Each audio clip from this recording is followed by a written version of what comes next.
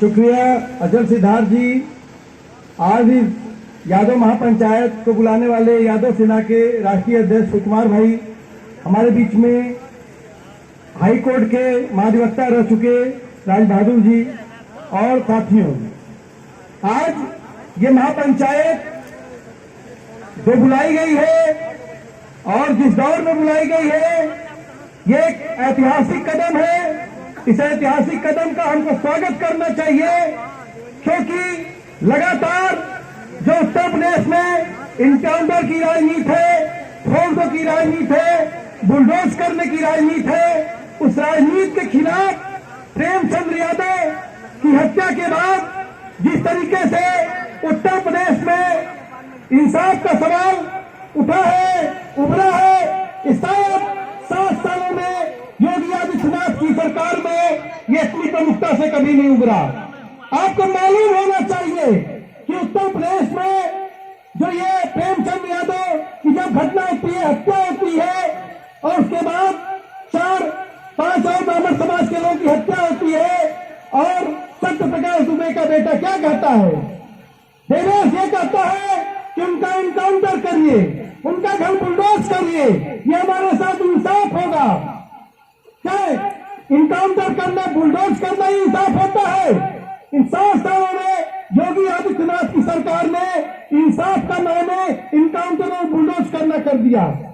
आज उत्तर प्रदेश में 190 लोगों का इनकाउंटर हुआ है इन 7 सालों में। 5,990 लोगों के पैरों में गोलियां मारी गई हैं। ये आंकड़े अगर इनकी जातियों को आप देख लेंगे, इनको धर्मों को देख लेंगे, तो ये सभी के सभी दलित ओबीसी माइनॉरिटी के लोग हैं।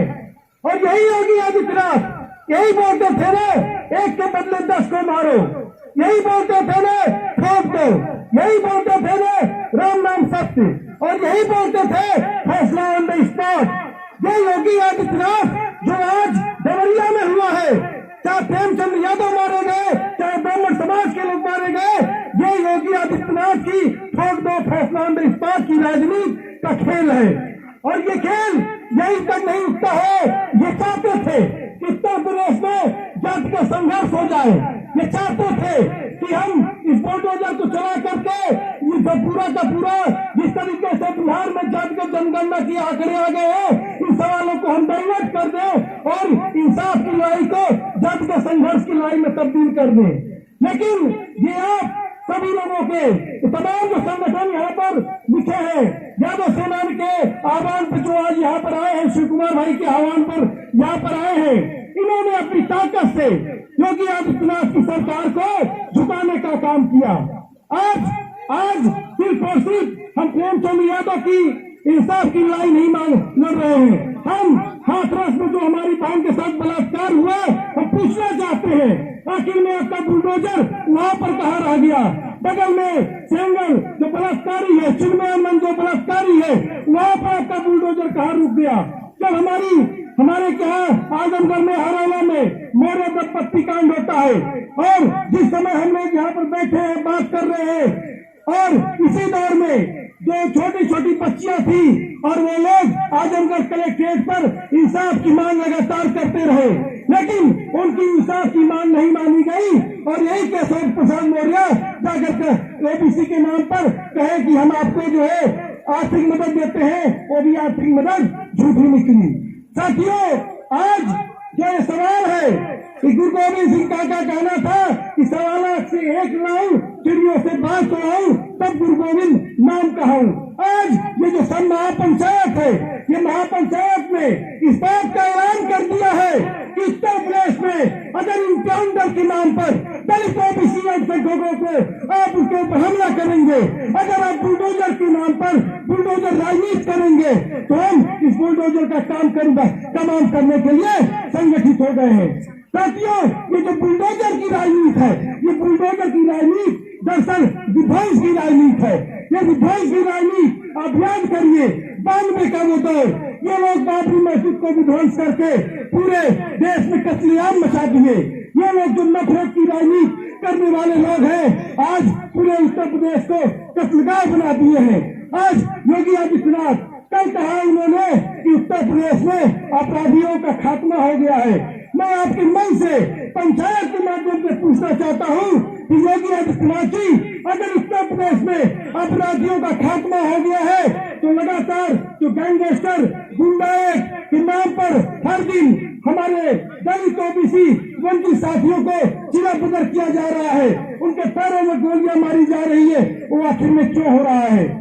सवाल इस बात का है कि आज इस देश में तय करना होगा कि हम नफरत मोहब्बत किसके साथ खड़े हैं और हम लोग मोहब्बत के साथ खड़े हैं। नहीं तो आप बताइए, योगी आदित्यनाथ ने शपथ ली थी लेकिन वो जाते हैं किस तरीके से इसी लखनऊ में 2019 में, जब इस देश में नागरिकता कानून के नाम पर आदित्यनाथ जाते हैं और कहते हैं कि किसी को बख्शा नहीं जाएगा और प्रेमचंद यादव के घर माफी कराने लगे। क्या यही इंसान का तगाजा था? आपको अगर देखना था तो प्रेमचंद यादव के भी बच्चे अनाथ हुए थे और ब्राह्मण परिवार के भी बच्चे अनाथ हुए थे, लेकिन आप नहीं गए। हम पूछना चाहते हैं उस देवेश दुबे से भी कि जो अखिलेश यादव जाते हैं वो कहते हैं कि अखिलेश जिसे हम नहीं मिलना चाहते हैं, हमको जान माल का खतरा है। भाई देवेश, ये बताइए, आपके पिता की हत्या क्या अखिलेश यादव के कार्यकाल में हुई? आपके पिता की हत्या योगी आदित्यनाथ के कार्यकाल में हुई। 4 सालों में अगर तमाम शिकायतें किया होगा तो आपने योगी आदित्यनाथ से किया होगा, लेकिन आपको एक समाज का कोई नेता जाता है तो उसको नीचा दिखाने का प्रयास कर रहे थे। और दूसरी तरफ हम पूछना चाहते हैं, भाई देवेश, अगर सुरक्षा के नाम पर संगठन त्रिपाठी और भाजपा के नेता आपको अपने घर में शरण लिए हैं तो योगी आदित्यनाथ जी, ये आपके लॉ एंड ऑर्डर का फॉलोवर है। अगर प्रेमचंद यादव के परिवार को आपने बंधक बना लिया और वहां पर बंदूक के बल पर उनकी आवाज को रोकने का काम किया, इस तरीके से कश्मीर में किया जा रहा था, लेकिन अगर आप क्या कह रहे हैं, अगर देश को सुरक्षा का खतरा है तो मतलब योगी आदित्यनाथ की गवर्नमेंट का लॉ एंड ऑर्डर पर सवाल उठता है। अगर अतीक अहमद और अशरफ पे जो उनके बच्चों को बाल संरक्षण गृह में रखा जाता है और देवेश पांडे को भाजपा के नेता को रखते हैं, हमको इस पार्टी को समझना चाहिए। और आज मैं यादव सेना को बधाई देता हूँ कि जिस तरीके से दलित बहुजन और संसद जो यूनिटी की हम बात करते हैं, बहुजन एकता की बात करते हैं, तो दुख का रिश्ता होता है, आज इस महापंचायत ने एक दुख का रिश्ता बनाया है। और उत्तर प्रदेश में आगामी दौर में अगर ये हमारा आंदोलन, ये क्योंकि ये सिर्फ महापंचायत नहीं है, ये पंचायत एक आंदोलन का शक्ल बन जाएगी और आने वाले दिनों में योगी आदित्यनाथ ठोक दो बदला लेने राम नाम सत्य की ये पॉलिटिक्स खत्म होगी। हमारे बीच में खड़े हो गए हमारे अजय भाई, इसलिए मैं अपनी बात को समाप्त करता हूँ। इनकलाब जिंदाबाद।